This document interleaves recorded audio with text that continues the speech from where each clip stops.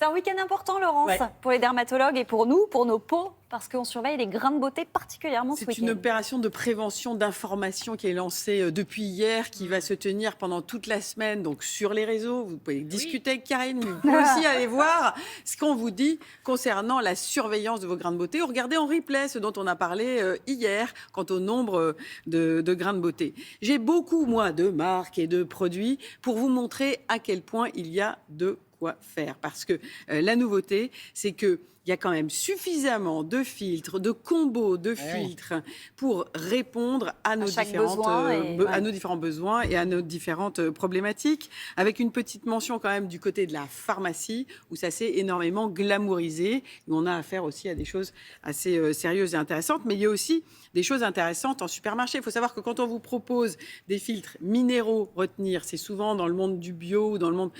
C'est un petit peu plus blanc. Blanche. Voilà.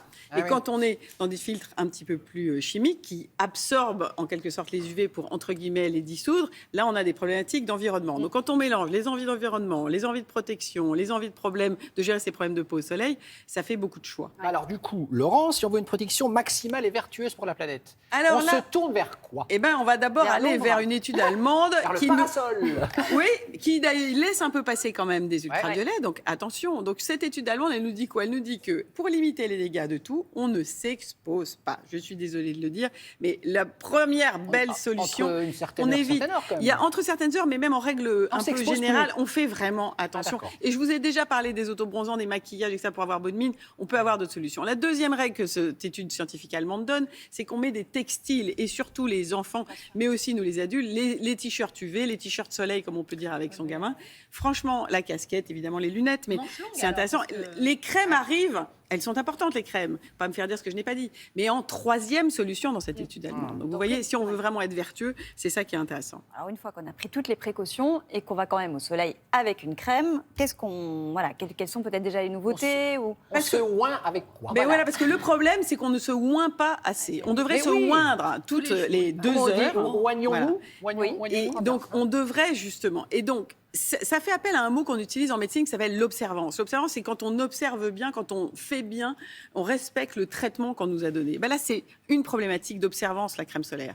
On en met le matin avant de partir, quand on a la chance d'aller à la plage ou en montagne, et puis après, le reste de la journée, on ne va plus y penser du tout. On en met au maquillage le matin quand on est en ville, le reste Donc, tout ce que je veux vous montrer là, c'est qu'il y a énormément de solutions, et les laboratoires cosmétiques travaillent là-dessus, de solutions pour que ce soit le plus fluide, le plus invisible, le moins blanc possible, le moins gras possible, pour répondre à nos différentes problématiques. Quand on a des boutons, on peut avoir maintenant des solutions qui ont qui sont beaucoup moins grasses qu'autrefois. Vous teniez dans la main de l'huile. Les boutons, quand on a des boutons, on ne met pas d'huile. C'est pas top. L'huile, on arrive à stabiliser des filtres, on peut aimer la texture huile. Alors c'est plutôt pour les peaux qui sont pas comme vous, un peu très claires, les peaux un petit peu normales, mais on arrive à de très bons SPF. Regardez, ça c'est un SPF 50 que vous avez dans la main. Il est biphase. Ça veut dire qu'on va le secouer. C'est pour ça que c'est bleu en bas. Voilà, secouez-le comme un certain jus d'orange et ça devient vert. Et ça devient vraiment le produit qui est Donc on peut intéressant. choisir la texture qui est la plus agréable. Déjà, il y a ce choix-là qu'on peut faire, celle qu'on a envie d'appliquer. Le d'appliquer. truc à retenir quand même, c'est qu'il y a de plus en plus de produits pour bébés qui sont proposés. Je voudrais quand même faire un point là-dessus. Ça pourrait faire tendre à penser que comme j'ai mis de la crème solaire au bébé, je peux le coller au soleil. Non. Le bébé, on le surprotège. On l'éloigne du soleil, le t-shirt, la casquette, etc. Et si, effectivement, on est dans un univers très, très ensoleillé, on peut utiliser ces crèmes spéciales bébé, qui ont aussi des formules intéressantes. Mais ça ne doit pas le coller au soleil sous prétexte qu'il est protégé par ces crèmes. Il y a une étude, ça c'est américaine, qui a prouvé que si avant 20 ans, on attrape 5 coups de soleil extrêmement forts, c'est comme ce qu'on a eu nous quand on était petite, où il n'y avait pas cette logique de prévention et on faisait des coups de soleil avec des cloques. 5 avant 20 ans, c'est augmenté de 80% le risque de déclencher un cancer de la peau. Et on en a parlé ensemble hier. Il y a 2 grandes familles. Dans 9 cas sur 10, on ne s'affole pas, mais c'est quand même la peau qui s'est emballée à un carcinome, un petit cancer. Et dans 1 cas sur 10, c'est quelque chose, le mélanome, de beaucoup plus méchant.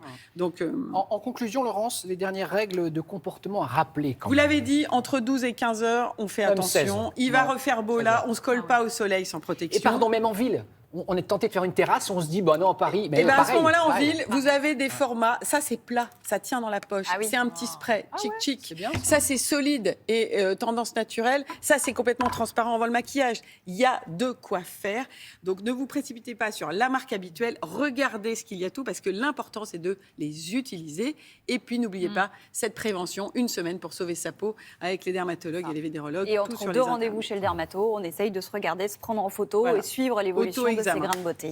Merci beaucoup, Laurence. Merci, Laurence.